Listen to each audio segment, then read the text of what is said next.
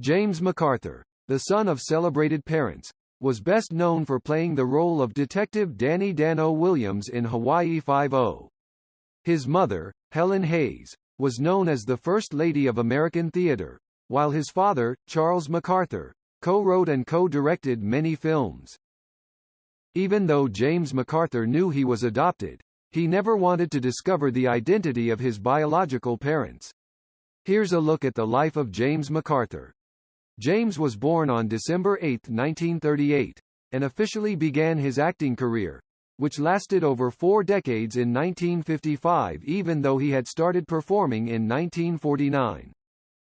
In 1958, they nominated him at the BAFTAs as Most Promising Newcomer for his role in The Young Stranger. He had appeared in other movies such as The Light in the Forest, Kidnapped, Bonanza, Murder, She Wrote, and more. Adoption and growing up with famous parents. After his birth, no one knew anything about him for the first 7 months of his life until the playwright Charles MacArthur and his wife, the actress Helen Hayes, adopted him. They raised him in their home in Nyack, New York, with their biological daughter, Mary. Charles and Hayes had bought the house 4 years before James was born. Before becoming a famous writer, his father was a cub reporter on the Chicago Tribune, with stage comedies like The Front Page and Lulu Bell to his credit.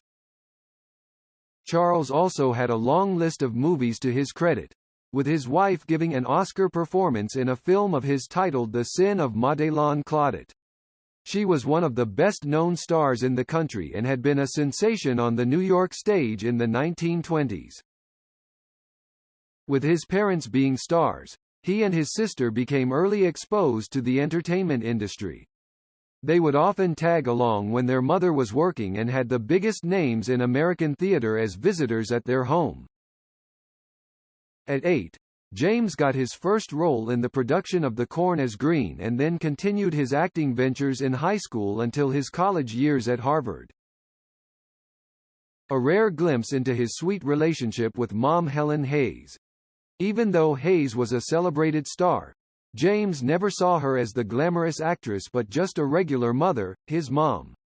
He knew she worked just like everyone's mother. She always took him along when she went for rehearsals and had him take notes while she was working. Later, he would read out what he had written, and she would take his suggestions and implement them. When his father temporarily enlisted in the Army in 1942, they grew closer. She made it a duty to spend one evening every week with him. In those evenings, they would be in the kitchen alone, and she would sit him on her lap and read him stories. Sometimes, Hayes would let the radio entertain while they spent time together. Despite their closeness, his mom was a disciplinarian. After she refused him to take a role in a play because she wanted him to have a normal childhood, he took up smoking for revenge. She asked him if the cigarette tasted good and proceeded to give him a very detailed lesson in inhaling. Then she let him take a small part for a couple of weeks in his first acting role. His mom usually never raised her voice, but the look she gave did all the exclaiming when she was upset. That was the look James got when he stayed out late. After that night, he never repeated it. Hayes never got to cook big meals as often as other mothers because of her busy schedules. But she also loved when they spent Thanksgiving together and cooked large turkeys. Why he didn't want to know his birth family. Growing up, James never thought much about being adopted. His father was always angry whenever stories in the newspaper referred to James as their adopted son. When he was in high school, that was the last time a newspaper called him that. At the time, his father said. After his father died when he was 18, his mother showed him a letter that his father had written 12 years earlier when he enlisted in the Army. She told him she had his birth certificate and adoption papers if he ever wanted to see them. After giving it a long thought, he knew he had nothing to work out. He had read that none of us is more than 30% a product of inheritance and 70% a product of our environment. For him, this meant he had been modified by the people he called his parents and by the life he knew. With that in mind, He didn't want to see the papers because if he wasn't Charles and Highest son, he wasn't anyone else's son, and the words had no meaning. A contented married life. James had been married 3 times, but the first 2 ended up in divorces.